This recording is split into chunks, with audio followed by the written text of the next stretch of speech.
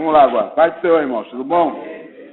Vamos estudar a lição número 11, que tem como tema: os propósitos de Deus se cumprirão em nós.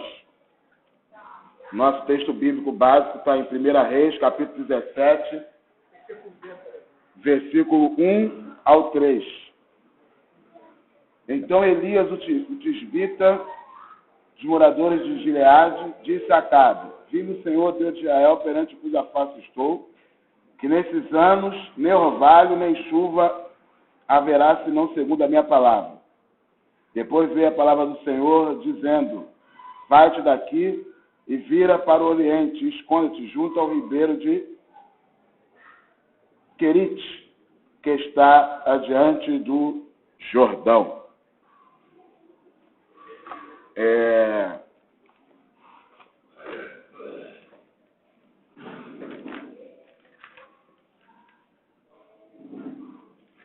Os propósitos de Deus para a nossa vida.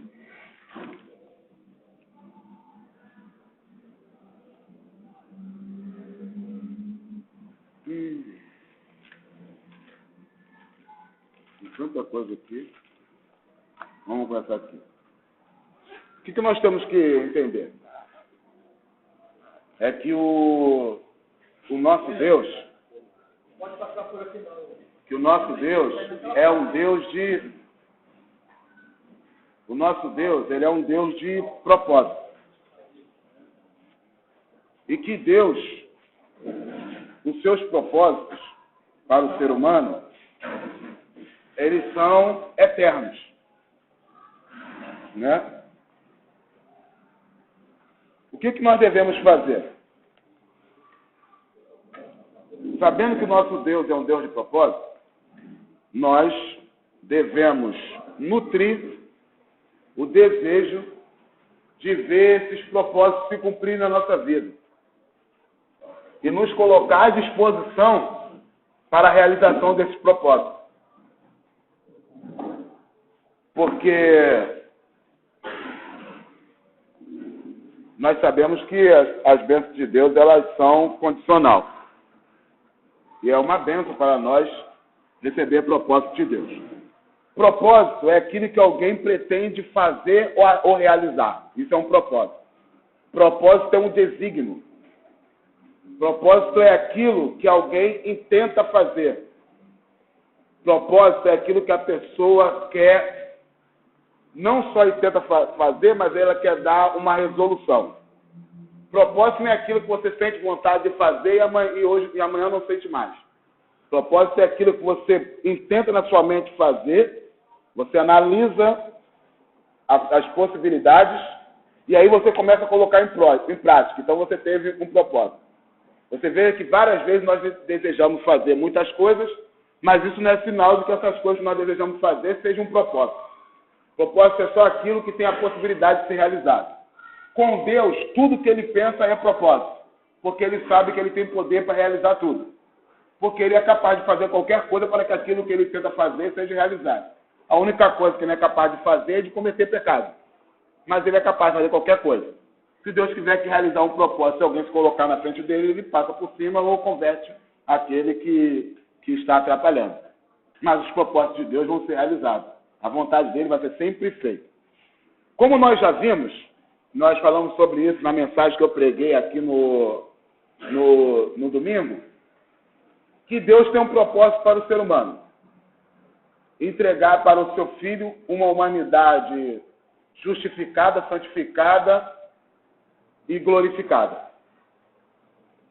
E o que o Senhor fez? O Senhor criou a humanidade para isso, para a sua honra e glória, e para o seu Filho. E criou todas as coisas para o homem. Deus cria o homem para ele e cria todas as coisas para o homem. Se vocês forem parar para observar, que sentido tem uma abelha? Ou que sentido tem a terra? Imagine se o homem, a humanidade não existisse, que sentido teria a existência de todas essas coisas que nós somos capazes de contemplar? E que sentido nós teríamos se não fosse para Deus? Então, Deus é um Deus de propósito. Segundo alguns especialistas dizem que se acabarem com os insetos da Terra, a humanidade só dura 6 meses. Você não imagina, né? Ter tanta relação assim com o inseto, né? Por exemplo, uma abelha, os japoneses estão muito preocupados porque ela está se tornando extinta e ela é responsável pela polarização. Sem a abelha não há fecundação de uma flor na outra, é impossível haver alimento. Eles já estão tentando fazer isso artificialmente, mas não é a mesma coisa. Entendeu? Então você não imagina nessa tua relação. Mas isso é uma realidade, porque nós sabemos que nós somos pó da Terra e que nosso corpo é vários elementos químicos que há na Terra e nós vivemos dependentes desses elementos químicos. Nós nos alimentando para ficar repondo zinco, ferro, não é isso ou não? Estou falando uma besteira. Deixa de botar isso no teu corpo para você ver o que acontece. Então, que sentido tem essas coisas? Então, Deus criou o homem por causa dele e todas as coisas ele cria por causa do homem. Para que serve o sol? E para que serviria as plantas? Não tem sentido. É uma coisa que nós devemos pensar. E para que o seu propósito final aconteça, o Senhor chegou ao absurdo da lógica humana de enviar o seu próprio filho. Numa lógica humana, isso é um absurdo mesmo. Mas foi o que o Senhor fez. Nosso horário é até 10h40. Como entender o propósito de Deus? Como nós podemos entender os propósitos de Deus? A primeira coisa que nós temos que pensar é o seguinte: que os propósitos de Deus, eles são eternos e insondáveis. Então, existe a possibilidade de se entender um propósito de quem é eterno e insondável? Nós podemos, sim, entender alguma coisa. Saber alguma coisa. Por exemplo, Deus ele vive no estado de eternidade, de onipotência, onipresença e de total conhecimento sobre todas as coisas. Dentro disso estão os seus propósitos, os seus intentos, as suas vontades e os seus pensamentos. No estado em que ele vive, no que ele é, não no nosso. É por isso que quando o apóstolo Paulo vai concluir ali acerca da salvação dos gentios e dos judeus, vai concluir o assunto em Romanos capítulo 11, do 33 ao 36, olha o que o apóstolo Paulo ele vai dizer. Romanos capítulo 11, do 33 ao 36. Olha a profundidade da riqueza, tanto da sabedoria como da ciência de Deus. Quão insondáveis são os seus juízos, e quão inescrutáveis os seus caminhos. Porque quem compreendeu o intento do Senhor? Ou quem foi o seu conselheiro? Ou quem lhe deu primeiro a ele, para que lhe seja recompensado? Aos propósitos de Deus aí. Porque dele, para ele, porque dele, e para ele, e por ele, e para ele são todas as coisas. Glória a ele eternamente. Amém. 1 Coríntios capítulo 2, versículo 9 ao 6. 1 Coríntios capítulo 2, versículo 9 ao 6. Mas como está escrito, as coisas que os olhos não viu e o ouvido não ouviu e não subiram ao coração do homem, são o que Deus preparou para os que o amam. Mas Deus nos revelou pelo seu Espírito, porque o Espírito penetra todas as coisas, ainda a profundeza de Deus. Porque qual dos homens sabe as coisas do homem, senão o Espírito do homem, que nele habita? Assim também ninguém sabe as coisas de Deus, senão o Espírito de Deus. Mas nós não recebemos o Espírito do mundo, mas o Espírito que provém de Deus, para que pudéssemos conhecer o que nos é dado gratuitamente por Deus. E o profeta Isaías, no capítulo 55, versículo 8 e 9, o Senhor diz o quê? O meu pensamento não são os vossos pensamentos. Esse texto que a gente esse texto que já é bem conhecido da igreja, que a gente ouve em muitas mensagens. Então, é esse o Deus. Tem como eu chegar para o Paulo para o irmão aqui e conseguir passar para ele tudo que está na minha cabeça de algo que eu quero realizar. Mas a gente não é capaz de saber isso de Deus. Você veja, quando o Senhor Jesus esteve aqui na terra e quis nos explicar acerca do reino de Deus, para que nós pudéssemos entender, o Senhor falou em parábolas. E o que são as parábolas? Parábolas são narrações do cotidiano, em que o Senhor faz um paralelismo, faz uma comparação para explicar algo que as pessoas não entenderiam se ele dissesse abertamente. Segundo alguns eruditos, acreditam que as parábolas de Jesus foram fatos que aconteceram. E ele, na sua onisciência, sabia que aquilo ali aconteceu. Principalmente a parábola do rico e do Lázaro. Porque ali não é uma parábola. Porque ela começa da mesma maneira que começa o livro de Jó. Havia um homem chamado Jó. Então, não é uma parábola. Não eram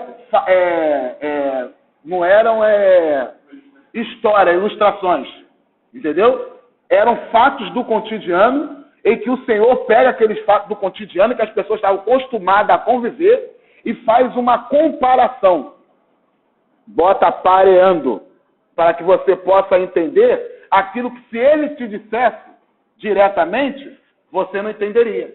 Foi o que o Senhor disse algo diretamente, mas que poderia ser entendido, porque nem tudo ele falou com parábolas, mas mesmo assim, às vezes, as pessoas não entendiam, mesmo sendo pessoas inteligentes e sábias, que foi o caso de Nicodemos. Que Jesus mesmo disse, caramba, Nicodemos, eu estou falando algo para você que é terreno, você não está entendendo? Imagine se eu te falar de algo celestial. Aí ele dá um pedaço. Imagine se todo o discurso de Jesus fosse nesse nível, num nível que ele fala para Nicodemos. Ninguém jamais subiu ao céu, a não ser aquele que de lá desceu a falar ao Filho do Homem que está no céu. Pronto, como é que entende isso? Entendeu? Então, por isso Jesus fala com parábolas, para que a gente possa entender o reino de Deus. E vocês vejam que quem quiser entender como era uma núpcia em Israel, de casamento, é só pegar todas as parábolas que Jesus fala sobre casamento que vai conseguir entender. Porque ele realmente pegava fatos que aconteciam no momento, no cortejo nupcial, para poder fazer uma comparação de como é o reino dos céus e de como nós devemos nos comportar nesse reino. Entendeu? Então, essa é a mente de Deus. Uma mente eterna, uma mente de um ser que é eterno, uma mente de um ser que é onipotente, que é onipresente, que é onisciente. Ele tem todo o conhecimento, ele sabe de todas as coisas que vão acontecer antes que ela aconteça, ele sabe de tudo que aconteceu e tudo que vai acontecer. Não só isso, porque você pode, vamos dar exemplo assim, você pode saber tudo que aconteceu investigando uma história. Não, ele sabe com detalhes de tudo que aconteceu e que vai acontecer, não só isso, mas ele sabe o que se passa na mente de cada um, de todos os homens. Tudo que cada homem pensou e tudo que cada homem vai pensar. Isso é onisciência, ele tem toda a ciência, ele tem todo o conhecimento. Ele tem toda a sabedoria e ciência. Ele também é onipresente, ele está em todos os lugares ao mesmo tempo, no espaço e no tempo. Não existe limitação para ele. Para ele não existe ontem, hoje e amanhã. Todas as coisas estão nuas e patentes diante dos seus olhos. Para ele é um dia só. Não existe ontem, não existe amanhã. Ele também é onipotente. Ele tem todo o poder. E eu acho que a maior prova da onipotência de Deus é o controle do poder. Porque isso demonstra que é onipotente. Às vezes a gente acha que ser onipotente é sair derramando fogos e trovões, destruindo e reconstruindo tudo. Então, não é. Mas para mim, sabe o que é o mais onipotente? É ele ser o todo-poderoso e vir numa forma de uma criança. É ele ser todo-poderoso e habitar em nós e a gente não implode. Entendeu?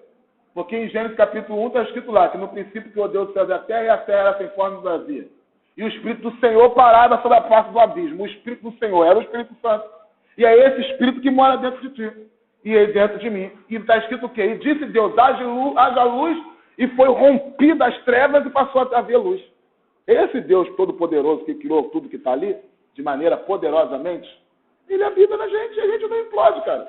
Isso é uma doideira, não é não? Se for parar para analisar, acho que não dá para acreditar muito não. Acho que essa parada é mentira, não é não? Não é não, rapaz. É verdade. Entendeu? E esse Espírito testifica o nosso Espírito que nós somos filhos de Deus. É a certeza que você tem. Você acha que essa saudade que você sente de Jesus é o quê? Você nunca nem viu ele. Como é que você pode ter saudade de Jesus? Você não repararam que essa vontade que a gente tem de ver Jesus é saudade? É o que a Bíblia vai nos dar a entender quando fala que o nosso corpo geme esperando ver o Filho de Deus, a revelação dele. Parece uma saudade que a gente sente. A não ser aqueles que não sentem vontade de ver Jesus de novo. Aí é diferente. Então, nosso Deus, ele é eterno, como está em Apocalipse, capítulo 1, versículo 4. Eu sou o alfa e o ômega, o princípio e o fim. O nosso Deus é onisciente, como está Jó 34, 21, e no Salmo 147. Nosso Deus, ele é onipotente, e nosso Deus, ele é onipresente. Além disso, veja como é difícil entender a vontade do Senhor. O nosso Deus, ele tem a responsabilidade de sustentar todas as coisas. Além disso, ele tem a responsabilidade de sustentar todas as coisas. Em Hebreus capítulo 1, versículo 3, está escrito que Jesus Cristo sustenta todas as coisas pela palavra do seu poder.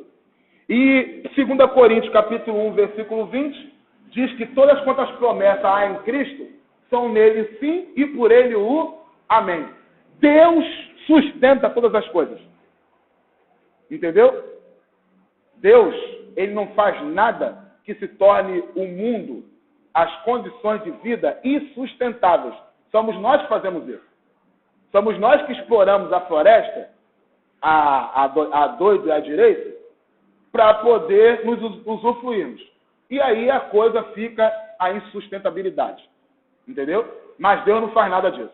Então Deus sustenta todas as coisas pela palavra do seu poder. Ou você acha que a humanidade vem conseguindo subsistir até hoje? Por quê? Porque Deus tem dado dons e talentos naturais. O problema do crente é o mesmo problema do povo de Israel, é achar que Deus é exclusivo dele. Nós somos propriedade exclusiva de Deus, mas Deus não é propriedade exclusiva nossa. Entendeu? Por isso você não consegue entender como você vê rico, ímpio sendo abençoado, ímpio sendo coisa. Não adianta, filho. Não pensa nisso, não. Não pensa para o ímpio ser destruído, não. Para o ímpio falir, não. Porque se o ímpio falir, quanto desemprego vai ter aí? Entendeu? Para todo mundo geral. Deus não é exclusivo nosso, não. Existe uma coisa chamada aliança, que o Senhor fez com a igreja. Mas ele sustenta a humanidade. Ele sustenta a humanidade. A humanidade é dele. Está perdida, mas é dele. Vai ser condenado ao inferno pelo inferno dele, que ele criou, por ele, no juízo dele. Entendeu? É dele. O diabo é dele. A gente tem que entender isso. Quem criou o diabo, o Lúcifer, foi Deus.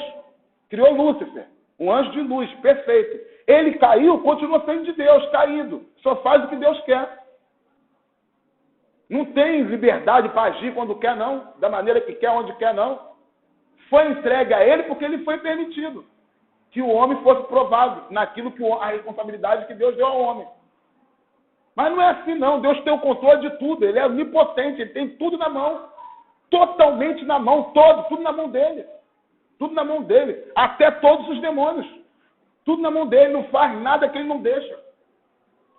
Entendeu? Por isso que nós, no começo, não entendemos ainda. Muitas coisas só vai entender quando acontece. Ele ama essa humanidade que está aí.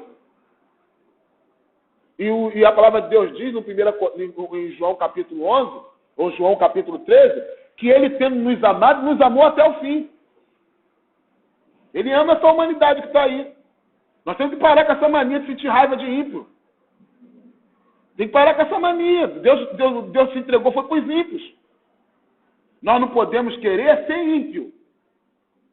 Entendeu? E nem amar a impiedade. Mas temos que amar os ímpios, senão você não resgata eles. Não evangeliza. Você, antes de ver Deus derramar juízo, você peça a Deus para fazer justiça. Porque nós mesmos éramos, por natureza, filhos da ira. E andávamos no segundo curso do mundo, fazendo toda a maldade que essa humanidade faz. Mas a graça de Deus nos alcançou. E pela graça nós somos salvos. Não por obras nossas, mas pela graça dele. Mediante a fé dele, que é o autor e consumador da fé. O que significa autor e consumador da fé? É o que diz na cruz, está consumado. E qual é a consumação da fé? O fim da vossa fé. É que está em 1 Pedro capítulo 1. Porque a nossa fé é muito mais preciosa do que o ouro que perece.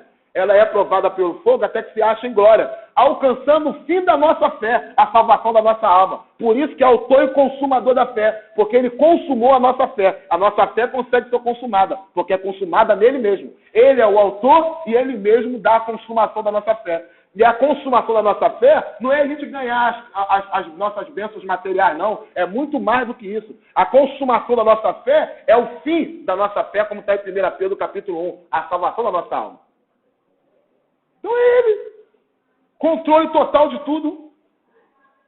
Chega no momento em que o homem cai, já com a redenção na mão, faz a redenção do homem antes de criá-lo, e a igreja antes da redenção. Tudo no propósito eterno, tudo na sua eternidade. Deus não passa a pensar nada. Tudo que ele pensa, ele sempre pensou. E o que Deus fala agora, ele não muda nunca mais. Porque tudo nele é eterno. E ele é imutável. Ele é imutável. É a natureza dele. Não tem como, irmão. Sabe quer ver uma coisa que a gente pensa? Não tem como você orar a Deus para convencer Deus de te dar alguma coisa. Às vezes a gente pensa que a gente ora a Deus para convencer a Deus de nos dar alguma coisa. Ele não queria nos dar, mas eu orei, jejuei tanto que eu convenci ele. A palavra de Deus diz que antes de você pedir, ele já sabe que você vai pedir. E ele tem a possibilidade, ele tem a obrigação de sustentar todas as coisas. O que nós temos que aprender é receber o sim e o não de Deus. E o bom pai dá mais não do que sim. Porque o sim por si só se cursa. O sim por si só se cursa. Porque está te dando livramento, porque tem propósitos finais. E os propósitos de Deus são Tá bom. É isso que você tem que entender. Se você não entender isso, não adianta nem a gente entrar nas outras coisas, porque tem muita coisa para dizer. Se você não entende que o propósito de Deus está além dessa vida aqui, você nunca vai entender. Você nunca vai entender como certas coisas acontecem na sua vida. Entendeu? Então isso tem que ter na sua cabeça. O propósito de Deus é eterno, porque ele é um ser que vive no estado de eternidade, de onisciência, de onipotência, de onipresença. E ele tem a responsabilidade de sustentar todas as coisas. Ele é o autor de tudo que criou. Ele é o dono de tudo que criou. Ele é o autor de tudo que foi criado. Ele sustenta todas as coisas pela palavra do seu poder. E ele também é o que se entregou para resgatar o que se havia perdido. Ele é dono, 3 vezes dono, e mais do que dono que você possa imaginar. Entendeu? Então é isso que você tem que entender de Deus, a primeira coisa.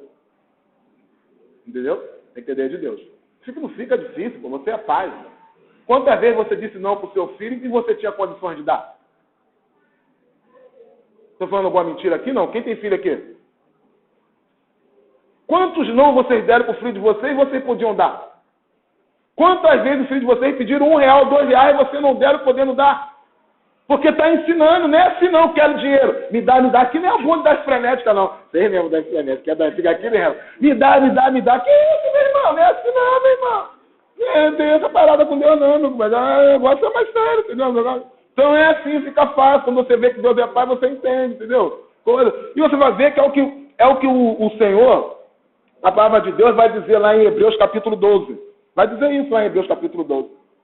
Se você for ler lá em Hebreus capítulo 12, lá, você vê que ele fala mesmo que nós fomos criados segundo a vontade dos nossos pais e amamos nosso pai. Não vamos aceitar a correção do Senhor. Está escrito lá em Hebreus capítulo 12, cara. E ele está dizendo, sabe o que é ali? Na maioria das vezes, que o nossos pais nos criou foi errado. E a gente aceitou. E não vai aceitar a correção do Senhor, que é sempre certo. Entendeu? Então, isso é uma coisa que deve entender. A segunda coisa que nós devemos entender, para que nós possamos entender os propósitos do Senhor, para que você possa entender os propósitos do Senhor, a segunda coisa é leitura da palavra de Deus, meditação da palavra de Deus e obediência a ela. Lê e obedece. É claro que você vai me perguntar assim, Luiz, você fala tantas coisas, será que você segue tudo que você prega? Não. Eu não sou maluco de dizer isso. Mas eu sou a pessoa que mais busca seguir o que eu falo. Eu sempre falo que a melhor bênção para mim, A melhor bênção para mim, da vida eterna, para mim, não sei para os outros, eu falo para mim, é que eu vou ter um corpo santo que eu nunca mais vou pecar. É a melhor bênção para mim. Para mim, é essa mesmo que eu penso, sem demagogia nenhuma. Sem demagogia nenhuma. Eu fico assim e falo, Senhor... E não falo isso no momento depois que eu fiz algo que não é para fazer, não. Falo isso no momento que eu estou legal. Porque tem momento que a gente acha que está mais legal com Deus do que o outro, né? E não existe isso. Aí o que acontece? Eu chego e falo, pô, Senhor, até um dia que eu vou ter um corpo, que eu vou poder estar com o Senhor direto e nunca mais vou pecar. Essa, para mim, é uma das coisas que eu mais penso.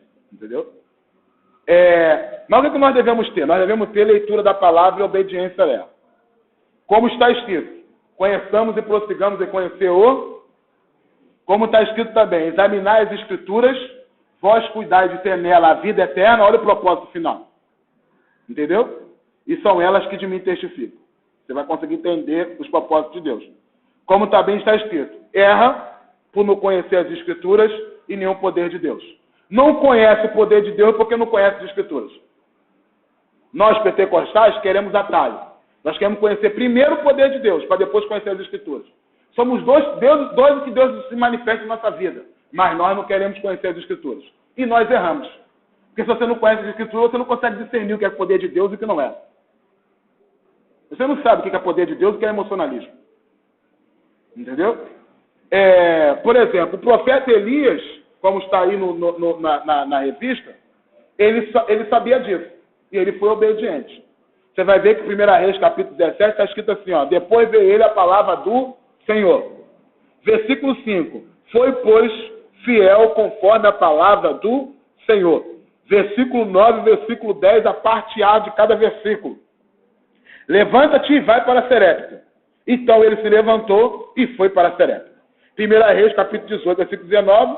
Depois de muitos dias, veio de novo a ele veio a palavra do Senhor a Elias. Ou seja, ele conhecia a vontade do Senhor e se obedecia. Como que nós conhecemos a palavra do Senhor hoje? Examinando as Escrituras. Foi o que Jesus disse por 2 vezes. Examinar as Escrituras, porque vós vai cuidar de ter nelas, nas Escrituras, a vida eterna. E são elas que de mim testificam. E ele também disse que nós erramos por não conhecer as Escrituras e nem o poder de Deus. Uma vez eu estava conversando com o César, eu falei sobre isso. Eu falei assim, irmãos, por que existe tanto conflito nos casamentos evangélicos? Porque os dois não aplicam a Bíblia. Não sabem e não aplicam. Então vem uma pessoa de uma cultura, que cada família é uma cultura, é um mundo dentro de um outro mundo, e vem de outro. Junta-se, 2 culturas diferentes. E fica naquela troca. Ó, hoje você fez a minha vontade, agora tem que fazer a sua. Não é isso. Não tem que prevalecer nem a minha nem a vontade da minha esposa. Tem que prevalecer na minha casa a vontade do Senhor. Agora, se eu não sei quais são os propósitos do Senhor para a família, como é que eu vou seguir o que é certo? Sabe como é que muita gente cria filho? Quem tem 2, 3, cria por seleção. Eu criei esse filho desse jeito e não deu certo. Então eu vou criar diferente, porque eu criei desse jeito e não deu certo. Eu vou criar o outro. Não, meu querido. Independente de dar certo ou dar errado, você tem que criar o seu filho de acordo com as Escrituras. Porque você não tem poder de convencer ninguém. Agora, só quando você aparecer perante o tribunal de Cristo, eu quero ver o que você vai dizer. Um pai pode até visitar um filho na cadeia por ele ser filho, mas nunca deveria visitar um filho na cadeia por remorso, porque eu deveria ter feito isso, ter feito aquilo, ter feito diferente. Mas eles não têm as Escrituras, nós temos. E erramos, porque não aplicamos a Bíblia. E aí lá, em Efésios capítulo 4, capítulo 5, está escrito lá. Quer saber se um homem de Deus conhece a Bíblia? Conversa sobre a Bíblia com a mulher dele. Se a mulher do cara não sabe, ele não conhece. Com todo respeito. Ele pode ser até um bom pregador, mas não conhece. Sabe por quê? Porque muitas vezes ele prepara a mensagem só para pregar, mas não conhece as Escrituras. Porque a palavra de Deus diz que você deve primeiro ensinar a sua casa para purificar a sua mulher com a lavagem da água pela palavra. Se a sua mulher é lavada e remida pela lavagem da água pela palavra, porque você ensina, então você conhece a palavra de Deus. Mas o que nós temos que entender é que o fato de você citar texto da Bíblia e citar a história do Velho Testamento, isso não diz que você conhece a Bíblia. Porque conhecer a Bíblia, conhecer o que o autor escreve, é você saber o porquê que ele escreveu aquilo, qual o propósito de ele ter escrito aquilo, qual o tema daquilo e, o que ele quer que se realize naquilo na sua vida ou não. Você conhecer a palavra de Deus. E é brabão, né? Tem que correr atrás, né? Mas sabe qual é o bom? É que nós lemos lá em 1 Coríntios capítulo 2. Nós temos a mente de... O homem natural não entende as coisas espirituais porque elas se discernem espiritualmente. Mas o homem espiritual ele discerne tudo e de ninguém ele é discernido. Porque quem conhece a mente do Senhor? Mas o Espírito de Deus vai até a profundeza de Deus e nos revela. Porque nós temos a mente de Cristo. Entendeu? Então deixa eu dar uma coisa aqui para vocês pararem para pensar. Vocês já pararam para observar que o salmista Davi diz várias vezes que ele tem prazer na lei do Senhor e na sua lei medita de dia e de noite? No Salmo 119, então, que é o salmo da excelência da palavra de Deus, quem quiser saber a excelência da palavra de Deus, leia o Salmo 119. E olha só que interessante, né? É o maior capítulo da Bíblia, né? Tem nada jogado, né, cara? Interessante, né? Na palavra de Deus, a parte da Bíblia que mais fala das Escrituras é o Salmo 119. No entanto, ele é o quê? O maior capítulo da Bíblia. Entendeu? Vocês vão ver que ele vai dizer, no Salmo 119, 35, 47, 72, do 97 ao 99, que ele tem prazer na lei do Senhor, tem prazer e na sua lei medita. Esse termo no original, meditar, significa ruminar. O que é ruminar? É como o boi come e depois traz à boca e mastiga. Certo? O que o salmista Davi está dizendo? Ele está dizendo que, de dia, ele lê as Escrituras. E durante a noite, ele rumina nela. Ele fica, recitando ela, pensando naquilo que leu. Eu medito na lei do Senhor de dia e de noite. Só que ele usa o termo meditar ali no original, na tradução ficou meditar. Mas lá no original está o termo que significa ruminar, que é que os animais fazem. O boi faz. Mas sabe qual é o mais interessante? Que me deixa assim com a mente pesada toda vez que eu lembro disso? É que Davi só tinha um Pentateuco. Ele não tinha a Bíblia toda. Como é que pode, mano? Imagina se Davi tivesse 66 livros que nós temos hoje. Davi não tinha um livro de Davi, gente. Ele não tinha. Ele não tinha um livro de Davi. Eu acho que às vezes a gente pensa que Jó tinha um livro de Jó, né?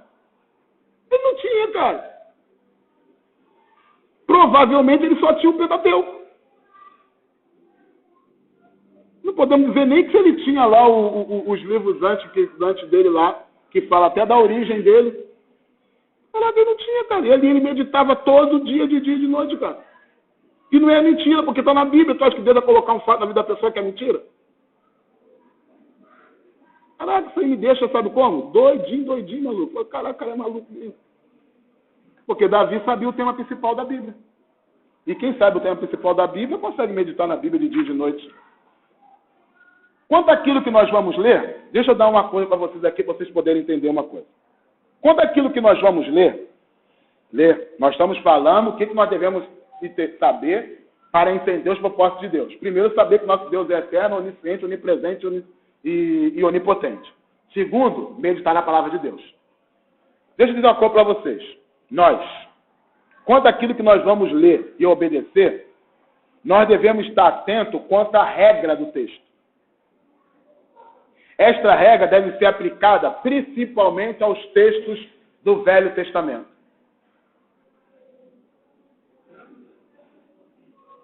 Por isso, nós devemos considerar os textos do Velho Testamento quanto a sua aplicação. O que é isso? Esse texto é referente a uma pessoa específica? É referente só ao povo de Israel? É algo que foi para aquele tempo? Ou serve para todas as pessoas? Será que quando a gente faz nossas campanhas, nossas mensagens, a gente se preocupa nisso quando pega o texto do Velho Testamento? aquilo que eu estou lendo do Velho Testamento é referente a uma pessoa específica? É algo referente só a Israel? Ou ele foi para aquele tempo? Ou serve para todas as pessoas? Quando eu pego um texto, também eu tenho que ver acerca quanto ao seu sentido. O texto é literal? É figurado? Ou é simbólico? Também eu devo me preocupar com o texto quanto à sua mensagem. A mensagem ela é doutrinária, profética ou histórica?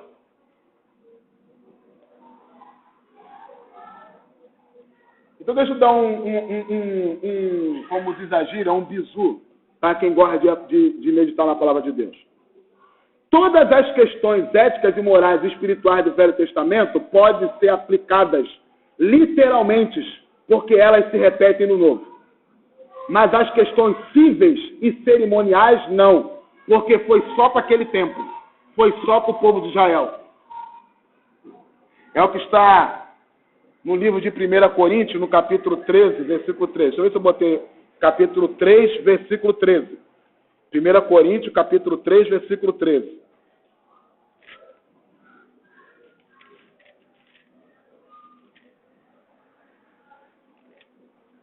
Não é primeira não, é 2 Coríntios. 2 Coríntios, capítulo 3, versículo 13.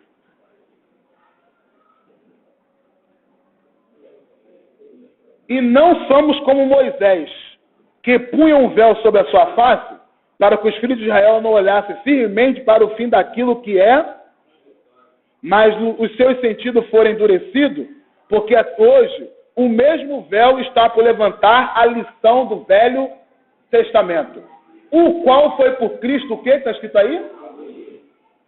As lições do Velho Testamento foi por Cristo abolido. Por quê? Porque as lições do Velho Testamento, os seus ritos, as suas cerimônias, as suas campanhas, as suas ações, todas elas apontavam para Cristo. E Cristo já veio. Olha, por exemplo, os 10 mandamentos.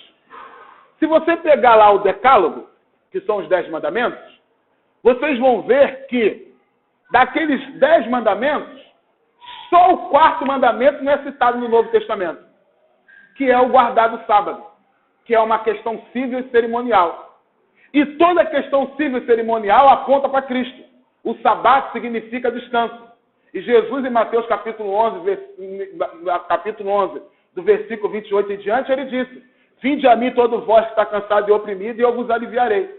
Tomai sobre vós o meu jugo e aprendei de mim, que sou manso e humilde de coração, e encontrarei descanso para a vossa alma. Porque o meu fardo é leve e meu jugo é suave. Ele é o nosso sabate, porque o próprio Jesus disse: porque o Filho do Homem, até do sábado, ele é Senhor. Então se cumpriu. Não precisa mais ser guardado. Entendeu? É o que o apóstolo Paulo vai dizer aqui, no livro de Colossenses, no capítulo 2, o versículo 6 e o versículo 20 e 23. Colossenses capítulo 2, versículo 6 e o versículo 20 ao 23. Como, por recebeste do Senhor Jesus Cristo, assim também andai nele, arraigado e edificado nele, confirmado na fé, assim como foste ensinado, crescendo em ação de graça, tendo cuidado que ninguém vos faça presa sua por meio de vãs, por meio de filosofias e vãs sutileza, segundo a tradição dos homens, segundo o rudimento do mundo e não segundo Cristo. O que significa esse rudimento do mundo? Eram os elementos usados pelos povos daquela época, ou principalmente pelo povo de Israel, para fazer as ações cerimoniais. Aí volta aqui de novo, a partir do versículo 20. Se, pois, está morto com Cristo quanto ao rudimento do mundo, como, pois, vos carregais ainda de ordenança, como se vivesse no mundo, tais como não toqueis, não proveis, não manuseis, as quais coisas todas perecem pelo uso, segundo o preceito da doutrina dos homens. Assim tem, na verdade, alguma aparência de sabedoria, em devolução voluntária, humildade e indisciplina do corpo, mas não são de valor algum, senão para a satisfação da carne. Entendeu? Como, pois, agora voltar com esse negócio? Não toquei. Que negócio é esse? A gente não pode mais comer carne de porco. Nós vamos ter que ficar guardando o coxo, que era a dieta dos judeus? Não manuseie, não pode tocar em defunto, porque fica... Que é isso, filho? Não, essas coisas todas perecem pelo uso, meu filho. Acabou. Cristo já veio. Foi para Cristo abolido. Acabou.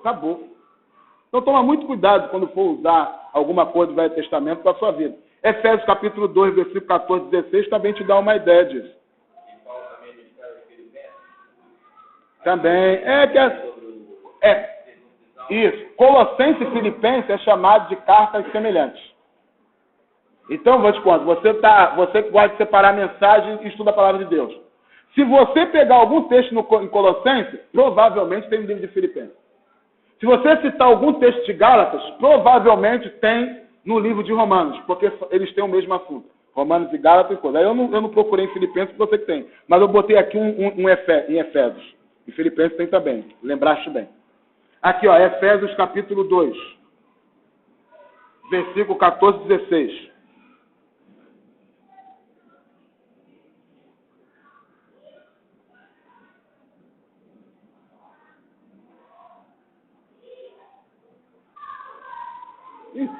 Ah, 2 do 14 e 16, né, que eu disse, né? Tá aqui. Porque ele é a nossa paz, do qual ambos os povos fez um, derribando a parede de separação que estava no meio. Havia uma parede de separação entre nós e o povo de Israel. Nós não éramos só separados de Deus, nós também éramos separados da nação de Israel. Efésios capítulo 2, versículo 14. E na sua carne desfez inimizade, isto é, a lei dos mandamentos, que consistia em ordenança, para criar em si mesmo dos dois um novo homem, fazendo a paz. Esse texto aqui, criar em si mesmo os dois um novo homem, não é falar uma nova criatura, é criar um novo corpo. É um novo homem. Está falando a respeito da igreja. Quando a Bíblia fala a respeito de um novo homem, em algumas vezes no Novo Testamento está falando da igreja, não está falando de pessoas. Quando a Bíblia fala de nova criatura, está falando de pessoas. Vamos ver se é isso mesmo. Vamos continuar lendo. E pela cruz reconciliar ambos a Deus em um corpo, matando com ela a inimizade. Vindo evangelizou a paz, vós que estava longe, aos que estavam perto. Porque por ele ambos temos o mesmo acesso ao Pai, em um mesmo Espírito. Assim que já não sou estrangeiro, nem forasteiro, mas considerado dos santos e da família de Deus. Edificado sobre o fundamento dos apóstolos e dos profetas, de que Jesus Cristo é a principal pedra de esquina, o qual todo edifício bem ajustado cresce para o templo santo do Senhor, na qual também vós justamente sois edificado para a morada de Deus em Espírito. Ou seja, o que Deus está dizendo? Ele chega para o povo de Israel e fala assim, olha só, lembra aqueles ritos, os rituais, os sacrifícios que vocês faziam? Eu sou o cumprimento. Pode parar. E os gentios? E vocês que não tinham aliança de Israel? Estavam afastados da promessa? Em mim, a lei fica abolida. Vocês também têm acesso ao Pai. Jesus Cristo é o cumprimento disso tudo. Fundamentado pela palavra dos profetas e dos apóstolos, de que Jesus Cristo, ele é a principal pedra de esquina, a pedra angular, ó, que uniu os dois povos num só ponto. Por isso fala pedra angular de esquina. Entendeu? Jesus Cristo é a pedra angular, é a pedra de esquina. Então, Jesus Cristo, ele é o propósito, e o propósito desses rituais era chegar a Cristo, e foi por Cristo abolido. Então, nós não precisamos mais sacrificar cordeiro. Entendeu? Só o que nós precisamos fazer é o que está lá em Hebreus, no capítulo 13, é oferecer para Jesus Cristo o sacrifício de louvor. E que são os sacrifícios de louvor? São o fruto dos lábios que confessam o seu nome. Isso é sacrifício de louvor. O próprio texto vai dizer para a gente o que é. Fruto dos seus lábios que confessam o seu nome. Ou seja, confessa a obra que ele fez e confessa também aquilo que você é, porque Deus busca adoradores que o adorem em espírito e verdade. Então não adianta você confessar, adorar a Deus, exaltar a Deus, falar das maravilhas de Deus e não estar em espírito e em verdade. Porque o Senhor não ouve essa adoração, porque não precisa ficar preocupado da sua adoração chegar ao céu. É Ele que vem buscar a adoração dele. Porque as coisas mudaram. no Velho Testamento, o incenso e o incenso oferecido lá no altar do incenso, significava as nossas orações e as nossas adorações, que subiam para Deus. Hoje não. Hoje ele vem buscar a nossa oração e a nossa adoração. Porque ele busca adoradores que adoram Espírito e verdade. E lá no Velho Testamento ele disse mesmo, eu busquei na terra um homem que se colocasse na brecha perante esse povo e ninguém achei. Ele vem atrás. E não é maluquice isso, né, que eu estou dizendo, porque o Espírito Santo habita em nós. E ele intercede em nós com gemidos inexprimíveis. Então a nossa intercessão ela funciona assim. O Espírito Santo intercede em nós com gemidos inexprimíveis, porque nós sabemos orar como convém. Jesus Cristo está lá.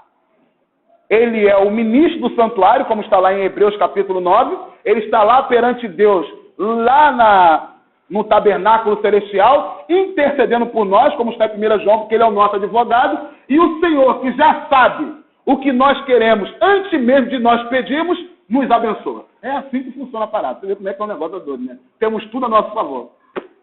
Entendeu? Então, às vezes, a gente pensa que a nossa oração é capaz de convencer a Deus de alguma coisa. Mas o Senhor já sabe. Ele só estava esperando. Entendeu? Você vai ver que Deus quer tanto nos dar alguma coisa, fala assim, poxa, como é que eu poderia alcançar algo de Deus? Como é que essa humanidade perdida e perversa poderia alcançar algo de mim? Então eu vou criar a fé. E eu vou ser a consumação dessa fé. Pois Jesus Cristo é o autor e consumador da fé. A fé que nós necessitamos para alcançar a Deus, é de Deus mesmo que vem. E ele não é o autor? E consumador. Ele fez a fé para quê? Para que nós possamos ter acesso a ele. É pela fé que nós somos salvos e é pela fé que nós alcançamos tudo de Deus. Amém? Então nós temos que entender isso acerca da palavra de Deus. Uma outra coisa que nós devemos pensar para entender os propósitos de Deus para a nossa vida é a oração. Mas antes disso, a palavra de Deus, você também deve ver ela segundo o seu contexto e segundo o seu assunto. Nós temos que entender que é uma bênção a Bíblia ter capítulos e versículos separados e ter essas inscrições aqui. Mas isso aqui é para nos ajudar a achar o texto que nós estamos querendo achar. Mas não é para nós nos basearmos por ela para fazer nossa leitura. Seria bom que nós aprendêssemos a dividir a Bíblia por assunto. Por quê? Porque os homens de Deus, quando escreveram a Bíblia, não existia capítulo e versículo. Então eles escreveram. Eles tinham um assunto que eles queriam desenvolver. Enquanto eles não desenvolveram aquele assunto, eles não pararam de falar. Por exemplo, eu estava na casa do Rafael ontem, eu estava conversando com ele a respeito do livro de Coríntios, por exemplo. O livro de Coríntios, do capítulo 1 até o final do capítulo 4, é um assunto só. Dividido em capítulos, em versículos. E dentro desse assunto, ele faz várias citações. É por isso que tem aquelas coisas lá em cima, lá dizendo, daqui em diante, você vai achar ele falando sobre isso e isso. Mas o assunto principal era que a igreja estava dividida. Um dizendo era de Cefas, outro de Apolo, outro de Paulo e outro de Cristo. Eram 4 grupos. E o apóstolo Paulo ficou sabendo disso através da família de Cloé. Mas o apóstolo Paulo vai mostrar para eles que a questão dele era mais profunda. É porque ele era o carnais, como está no capítulo 3. Porque diz ainda vocês, um sou de Paulo, depois, vê que ele fala o mesmo assunto que estava aqui, ele fala o mesmo texto que está no capítulo 1, ele repete no capítulo 3, porque ele vem desenvolvendo um assunto. Ele fala assim, ó, eu prevendo que isso ia acontecer, no capítulo 1, eu a ninguém batizei, para que isso não acontecesse. Se eu batizei um ou outro, ninguém mais. Porque Deus não me chamou para batizar, me chamou para evangelizar. O que o apóstolo Paulo estava dizendo para eles? Vocês, se preocupassem mais com as coisinhas de dentro da igreja, é que essas coisinhas dentro da igreja, não que o apóstolo Paulo considerava coisinha o batismo mais água, presta atenção. Mas não vai ter batismo se eu não ganhar a alma. Entendeu o negócio? Então o apóstolo falou assim, ó, Deus me chamou para batizar, Deus me chamou para evangelizar. Eu sei que tem que se batizar, mas eu quero antes evangelizar. Porque se eu não evangelizar, para que batismo? Não tem batismo. Entendeu? Ele fala assim, ó, outra coisa que eu vou dizer a vocês, o problema de vocês é que vocês já estão no costume do mundo. olhando as pessoas pela capacidade pessoal e pelo conhecimento. Era o que os gregos faziam. Ele falou assim, os gregos pedem sinais e os judeus pedem sabedoria, mas eu prego Cristo glorificado. Escândalo loucura para os gregos e escândalo para os judeus. Porque Deus fez assim, pegou as coisas que não são para confundir as que são. Entendeu? E ele vai dizer assim, ó, e eu também, quando eu fui a voz, não fui a voz para falar uma pessoa de sabedoria humana, já estou no capítulo 2, mas fui com o poder e a manifestação do Espírito, para que a vossa palavra, para que a vossa fé não se apoiasse na sabedoria dos homens, mas no poder de Deus. Por quê? Porque os gregos têm essa mania de ficar dividindo as pessoas pelo conhecimento. E aí a questão dele toda era carnal. E o apóstolo Paulo vai dizer, mas não é que nós não temos conhecimento, continua o capítulo 2, nós temos conhecimento, só que o nosso conhecimento é de cima. Que vem de Deus, que o Espírito sonda lá e nos revela. Aí ele começa o capítulo 3 dizendo, vocês são carnais. O problema de vocês é que vocês são carnais. Porque andam segundo os homens, dizendo, eu sou de Pedro, eu sou de Apolo, eu sou de César. Aí ele continua dizendo, vai falar sobre o tribunal de Cristo, porque nós temos que edificar corretamente sobre o fundamento, e não pode botar outro, senão o Cristo. Quando ele continua no capítulo 4, fala assim, ó, eu não preciso falar de Pedro, porque você já conhece. Não preciso falar de Cristo. Mas eu dou testemunho de mim e de Apolo, que nós não vamos além do que está escrito. E vocês foram. Por isso edificar errado, como está no capítulo 3. Aí você vai ver que ele termina dizendo assim, sabe qual é mesmo a profundidade disso daí? É que vocês se tornaram soberbos. Porque sem nós, vocês começaram a querer reinar. Na verdade, né, vocês não seguem a gente. Porque se vocês seguissem a gente, vocês não faziam o que estavam fazendo. É que vocês estão ricos, estão fartos, estão cheios de bênção, estão podendo tudo. E acham que pode reinar sem a gente. Por isso fica essa divisão entre vocês. Entendeu? Então você vai ver que é um assunto só. E dentro desse assunto, ele falou sobre o tribunal de Cristo, ele fala sobre carnalidade, ele fala sobre a mente saudável de Deus que não é revelada pelo seu Espírito.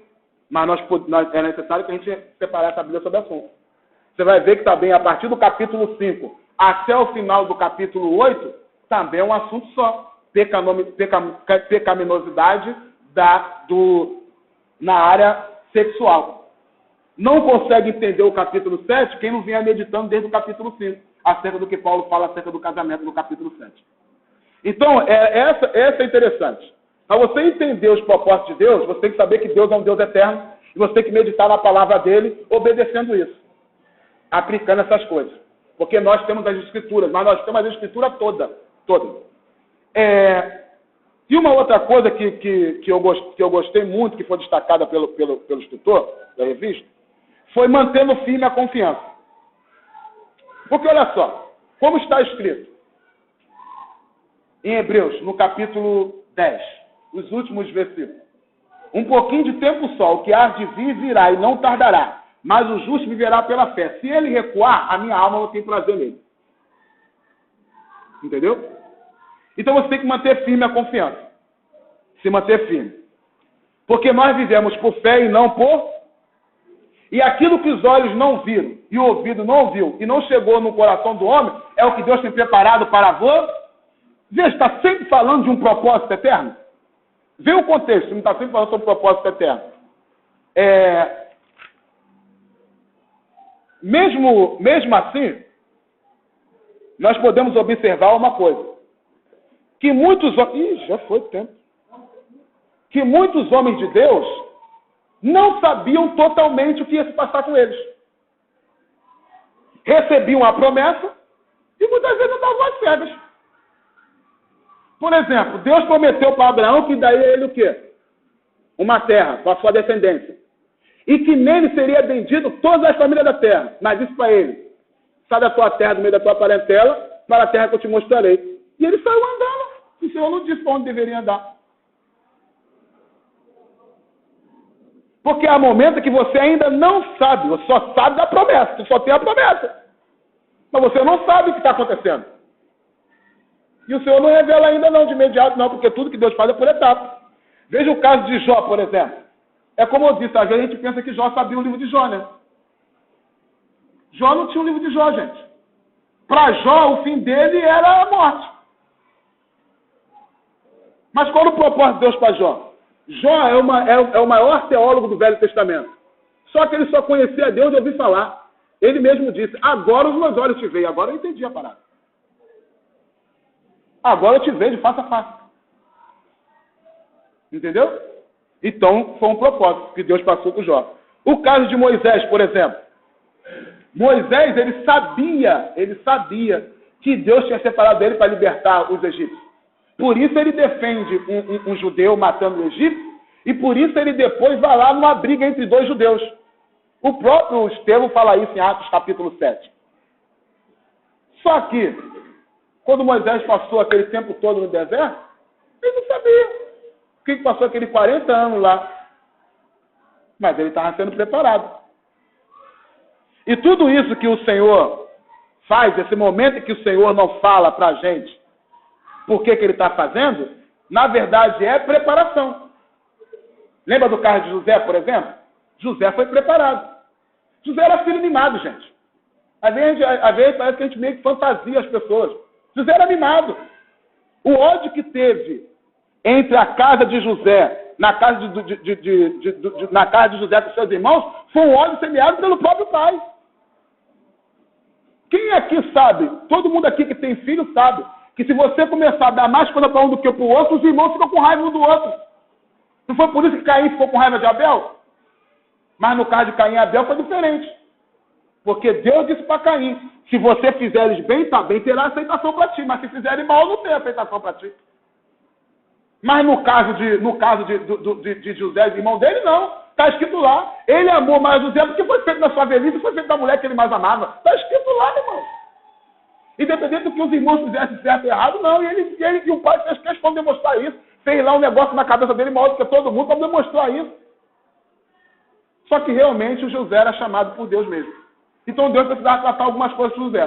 Primeiro, deixar dele ser um homem cheio de mamitoque. Porque tem crente que é cheio de mamitoque. Não pode passar nada.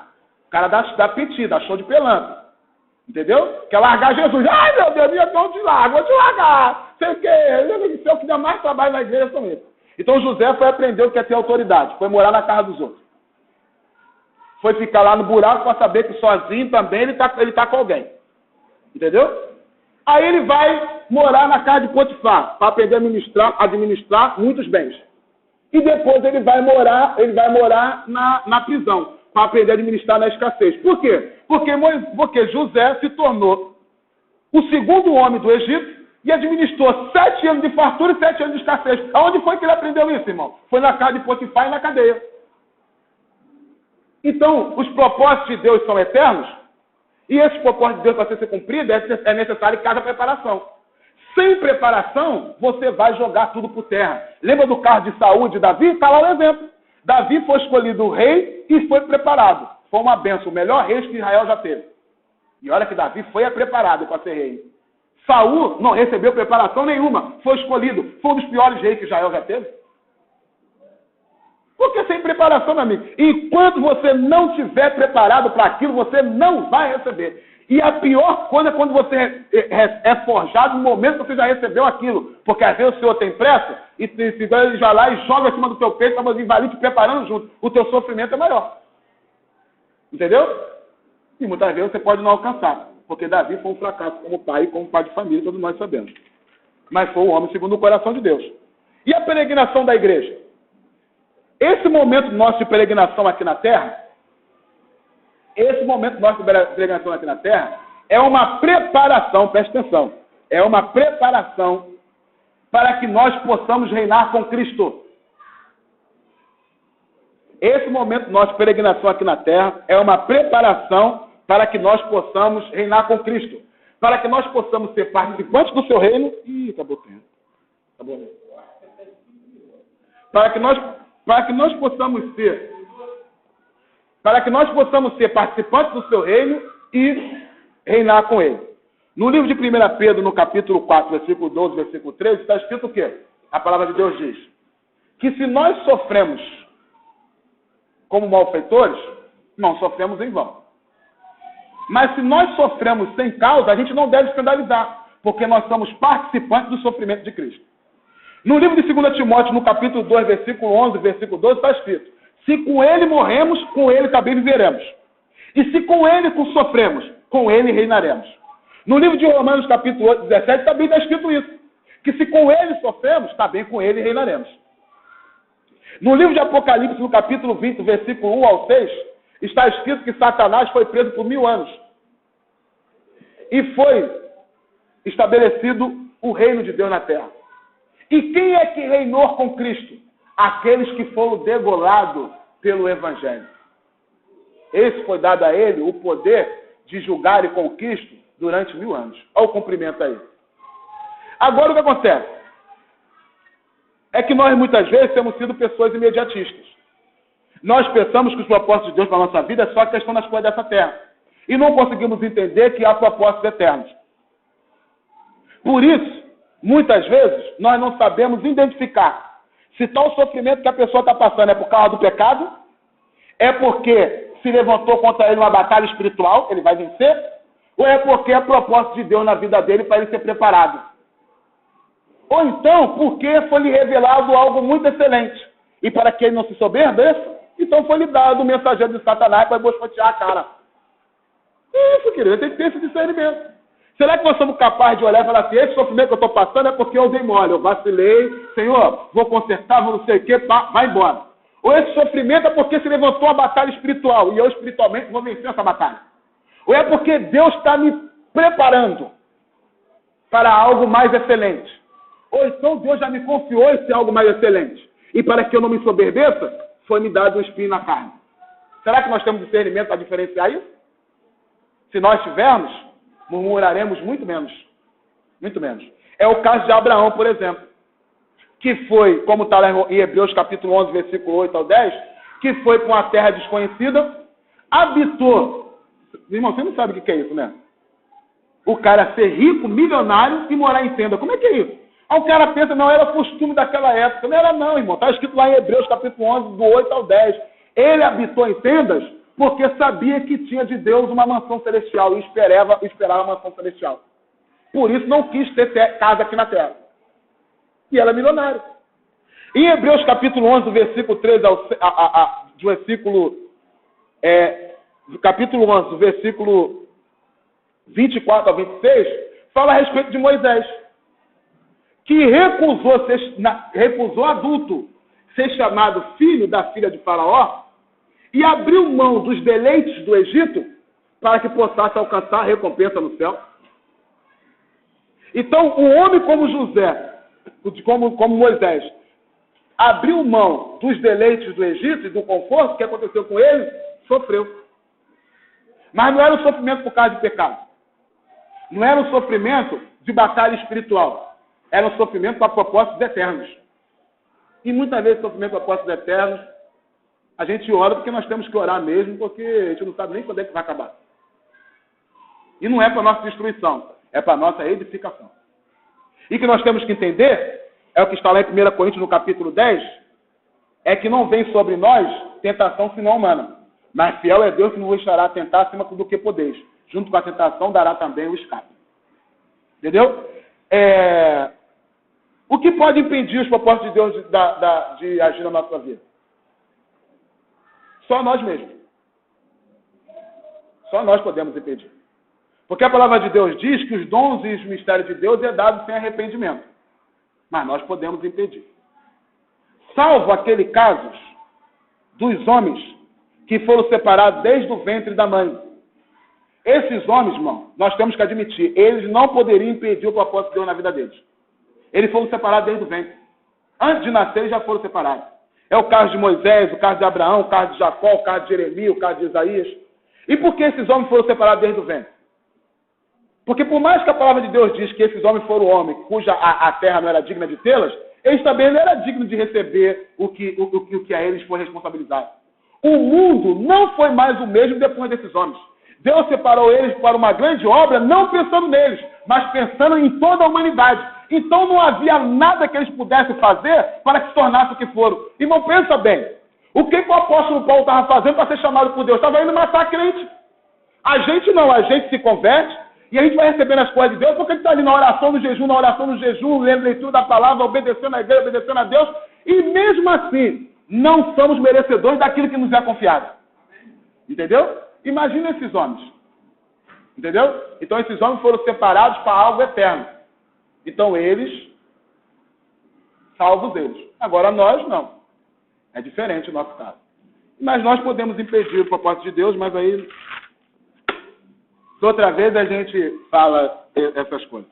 Deus abençoe vocês. Jesus é bom.